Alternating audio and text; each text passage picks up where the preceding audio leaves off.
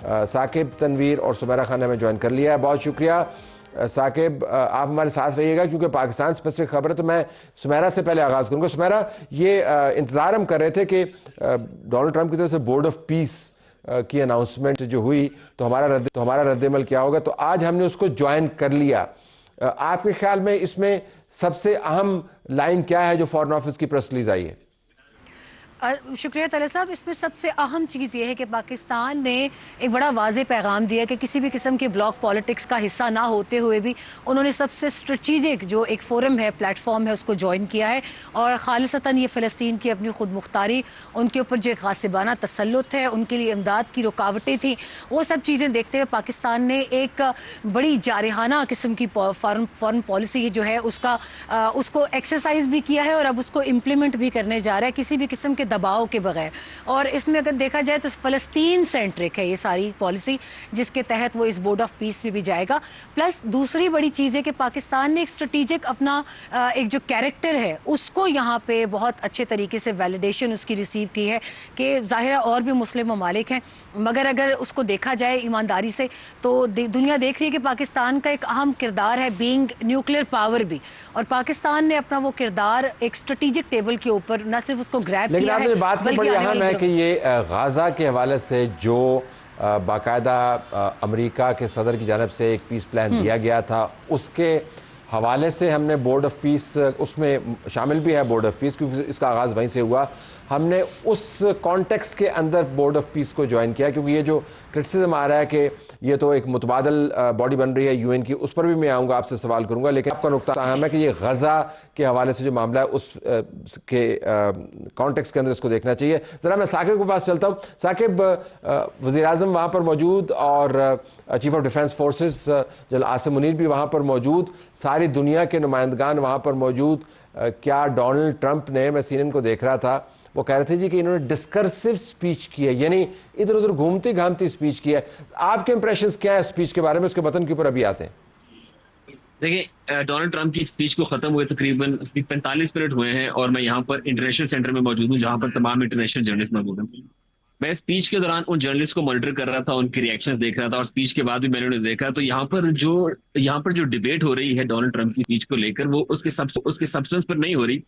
वो उनके जो पॉट शॉट्स थे, जो उन्होंने क्रिटिसाइज किया, मैक्रोन को क्रिटिसाइज किया, जैसे आपने बात की, उन्होंने यूरोपियन लीडर्स को क्रिटिसाइज किया, उसके ऊपर ज्यादा बात हो रही है, उसका ठट्ठा लगाया जा रहा है। उसके जो सब्सटेंस की बात है उसके ऊपर ज्यादा बात नहीं की जा रही। उसका प्रिसाइजली रीजन एक ये भी है कि प्रेसिडेंट ट्रंप ने मोस्टली वही बातें की हैं जो पिछले 3-4 दिन वो करते आ रहे हैं। शायद उसमें एक चेंज ये था कि उन्होंने इस बार जब ग्रीनलैंड का जिक्र किया तो उसमें उन्होंने यहाँ पर फोर्स का भी जिक्र कर दिया, जो पहले उन्होंने कभी जिक्र नहीं किया था। उन्होंने कहा तो है कि वो फोर्स का इस्तेमाल नहीं करेंगे, बट सिर्फ मेयर मेंशन कर देना कि force is on the table या फोर्स की बात हो रही है, तो आई थिंक ये बहुत इंपॉर्टेंट बात थी पाकिस्तान के लिए। आई थिंक मैं एक सिर्फ इंपॉर्टेंट बात करना चाहूंगा जो आपने पहला सवाल किया था।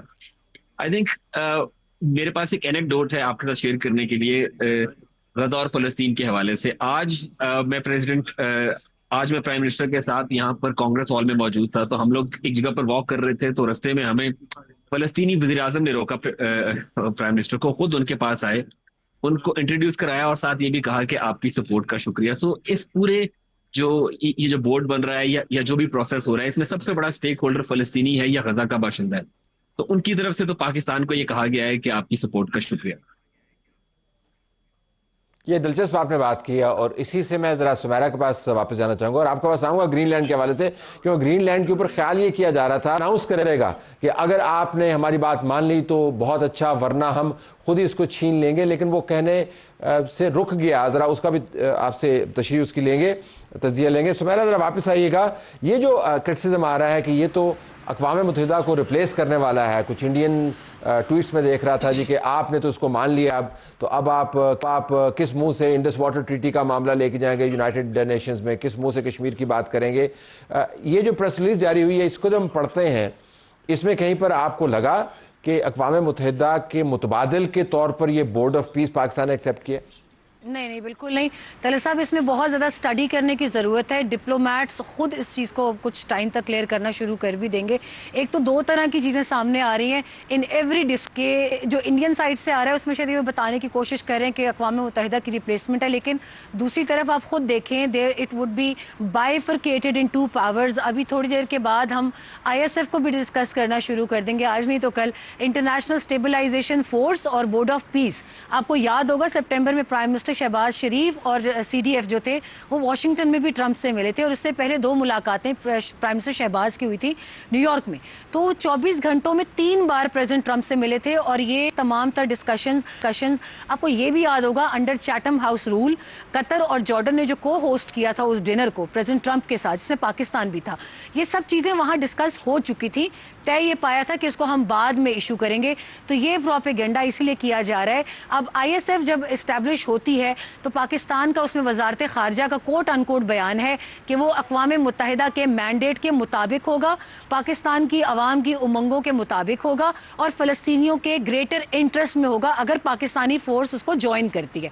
पहली बात। दूसरी बार अक़वाम मुत्तहिदा के तमाम तर इदारे, उसके ज़ैली इदारे, उसकी तमाम तर कमिटीज़, उन सबको इसके अंदर ऑन बोर्ड लिया जाएगा, और उनकी डिस्कशंस और उनकी रिकमेंडेशंस को as a piece of paper, इसकी तमाम तर जो गाइडलाइंस है और TORs हैं, they will be included in all the वो जो एक सब्सटैंशियल उनकी डिस्कशंस और कंसल्टेशंस होंगी उसके अंदर अक़वाम मुत्तहिदा शामिल होगा। ज़रा साकिब के पास चलते हैं। साकिब, ज़रा ग्रीनलैंड के हवाले से आपका तजिया लेके फिर मैं उसके ऊपर वापस आऊँगा कि वज़ीर आज़म भी वहाँ पर मौजूद है, चीफ ऑफ डिफेंस फोर्सेस भी मौजूद हैं, डिप्टी प्राइम मिनिस्टर भी मौजूद है, और आज के दिन ही हमने बोर्ड ऑफ पीस को ज्वाइन करने का ऐलान भी किया है कि आपको उसमें लिंक नज़र आता है नहीं आता। लेकिन उससे पहले ज़रा ग्रीनलैंड के हवाले से अपना तजिया दीजिएगा, क्योंकि हमारा ख्याल था कि शायद आज वो कह दे कि मैं तो जा रहा हूँ, रोक सकते हो तो रोक लो, लेकिन उसने ऐसी बात नहीं की।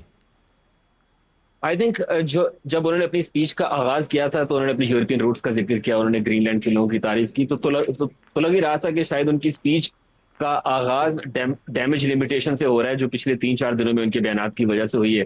बट ट्रंप बीइंग ट्रंप, उन्होंने डैमेज लिमिटेशन के बाद एक बट का लफ्ज बोला, और बट के बाद फिर उन्होंने जो तनकीद के निस्तर चलाए हैं तमाम अफराद के ऊपर, यूरोपियन अफराद के ऊपर, वो आपने सुनी है। बट ग्रीनलैंड के ऊपर जो फोर्स की बात हुई है, आई थिंक उसकी जो सिग्निफिकेंस है वो ये है कि ट्रंप ने बात तो कर दी है, बट ट्रंप को भी शायद ये अंदाजा होगा कि जो फोर्स है वो एक ऑप्शन नहीं है, क्योंकि अगर ग्रीनलैंड के ऊपर हल्की सी भी स्कर्मिश कोई होती है जिसकी कोई पॉसिबिलिटी नहीं है, तो that will be the end of NATO, जिसके बहुत बड़े रेपरकशंस होंगे स्पेशली यूरोप के लिए, और यूरोप कभी भी नहीं चाहेगा, खासतौर पर उस वक्त जब रूस ने यूक्रेन के ऊपर हमला किया हुआ है। सो इसके जो ग्रीनलैंड के रेपरकशंस हैं वो यूरोप के लिए बहुत बड़े हैं, इसीलिए ट्रंप आई थिंक इस बात को लेवरेज कर रहे हैं। उनको पता है कि यूरोप कार्ड नहीं है प्ले करने का, सिर्फ यूरोप ने एक ही कार्ड प्ले किया है जिसको जो मेरे निकाल के उसको वो यूज भी कर पाएंगे, वो है कि एक बंदूक लॉन्च करेंगे, वो इकोनॉमिक। उसने कहा कि आप हमें उल्लू बनाते रहे हैं, आप हमारी जेबों में से पैसे निकालते रहे हैं, आप हमारे खाने खाते रहे हैं, आप हमारी फौज से मुस्तफीद होते रहे हैं, और जब हमें एक टुकड़ा चाहिए बर्फ का अपनी सिक्योरिटी के लिए तो वो आप हमें दे नहीं रहे। और आप कैसे लोग हैं, आप हमें महंगी घड़ियां बेचते हैं, स्विट्ज़रलैंड को कहा, बरतानिया को कहा कि आप हमें महंगी दवाइयां बेचते हैं, जर्मनी को उसने क्या कहा। और दो जो लीडरान हैं जिनकी तारीफ की बराह रास्त और बिलवास्ता, वो पुतिन और प्रेसिडेंट शी हैं। जी एब्सोल्युटली। और इसमें एक बहुत इंटरेस्टिंग बात उन्होंने की थी, जब उन्होंने तारीख का जिक्र किया, उसमें उन्होंने बताया कि दूसरी जंग अजीम में जब ग्रीनलैंड के ऊपर कब्जा हुआ था तो उसको 6 घंटे नहीं लगे थे, 6 घंटे का वक्त उन्होंने जिक्र किया था, शायद जिससे वो बताना चाह रहे थे कि यार डेनमार्क को कहा कि आपने लड़ाई की बड़ी 6 घंटे की।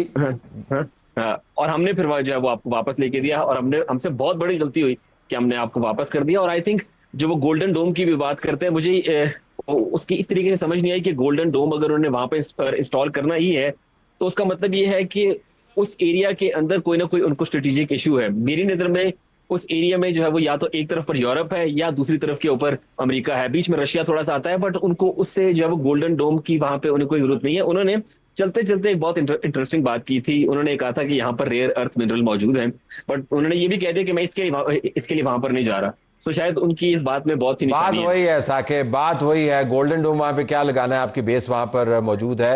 वैसे उसने इसराइल को भी एक तरह से अपनी जगह पर रखा। उसने कहा कि ये तुम कहते रहते हो कि हमने बड़ी ज़बरदस्त इंटरसेप्शन की, ये टेक्नोलॉजी है नेतन्याहू को, वो कह रहे थे। But thank you Saqib. मैं ज़रा वापस जाऊँगा सुमेरा के पास। सुमेरा, अब हम जब बात कर रहे हैं तो जो वज़रा ख़ारजा हैं उस तमाम ग्रुप के जो गज़ा के हवाले से बना हुआ है, उन्होंने एक इकट्ठा बयान भी जारी किया है और बोर्ड ऑफ पीस की अब इज्तिमाई इंडोर्समेंट भी आ गई है उस ग्रुप के हवाले से जो गज़ा के अंदर स्टेबलाइजेशन फोर्स भी लेके जाएगा, रिकंस्ट्रक्शन भी करेगा, डिसआर्ममेंट भी करेगा। तो ये पाकिस्तान के स्टैंस को रीइंफोर्स कर रहा है। ये बिल्कुल करें, लेकिन तले साहब इसमें एक और बड़ा कैच 22 है। अगर आपको याद हो तो इससे पहले जितनी भी मर्तबा आग भड़की है अरब वर्ल्ड के अंदर लड़ाइयों की, उसमें एक मर्तबा एक बहुत बड़ा हिस्सा सनाए पेनिनसुला का इजिप्ट का गया, गोलन हाइट्स दूसरे मुल्क का गया, सीरिया के साथ अलग चीज़ें हुई। मतलब इस पूरे खित्ते के अंदर हमेशा कुछ ना कुछ गया ही है। और फ़लस्तीन का भी एक बहुत बड़ा हिस्सा हमेशा हर अटैक के बाद इसराइल के हाथों में जाता रहे। जो मेन एक चीज़ है जिसका कह सकते हैं कि एंटी पाकिस्तान जो एक फैक्टर है, उनको जो चीज़ इस वक्त ट्रबल कर रही है वो ये कि पाकिस्तान ने ये कबूल तो कर लिया है, अब आगे इसका दूसरा हिस्सा भी बहुत जल्दी सॉल्व हो जाएगा आईएसएफ के हवाले से। तो अगर पाकिस्तान वहां आ जाता है तो Pakistan would be a greater threat for those evil forces. तो इसलिए इसके लेकिन सिर्फ पाकिस्तान ने नहीं जाना सुमेरा, सिर्फ पाकिस्तान ने नहीं जाना, वो तो एक इज्तिमाई फोर्स है, पाकिस्तान उसका हिस्सा होगा। और ये भी अभी हमें इल्म नहीं है कि क्या पाकिस्तान अपने फौजी भेजेगा। शेप किया जा रहा है। आपने वो एक भारतीय सहाफी का क्लिप देखा होगा जिसमें वो इजरायली ऑफिशियल से बात कर रहे हैं। तो एक चीज डेवलप की जा रही है कि क्या पाकिस्तान को यहाँ आना चाहिए या नहीं। तो वो प्रोपेगेंडा भी इस वक्त सरासर एक मनफी सिम्त में जा रहा है। लेकिन जब से ये ग्रुप जब से ये ग्रुप की स्टेटमेंट आई है तो पाकिस्तान ने जो बोर्ड ऑफ पीस ज्वाइन किया है वो वाज़ेह हो गया कि उसका बराह रास्त ताल्लुक गज़ा के मामलात से ही है और ये अक़वाम मुत्तहिदा का सब्स्टिट्यूट नहीं बन पा रहा। साकिब और सुमेरा, आपका बहुत शुक्रिया। नाज़रीन, प्रोग्राम हमारा जारी है।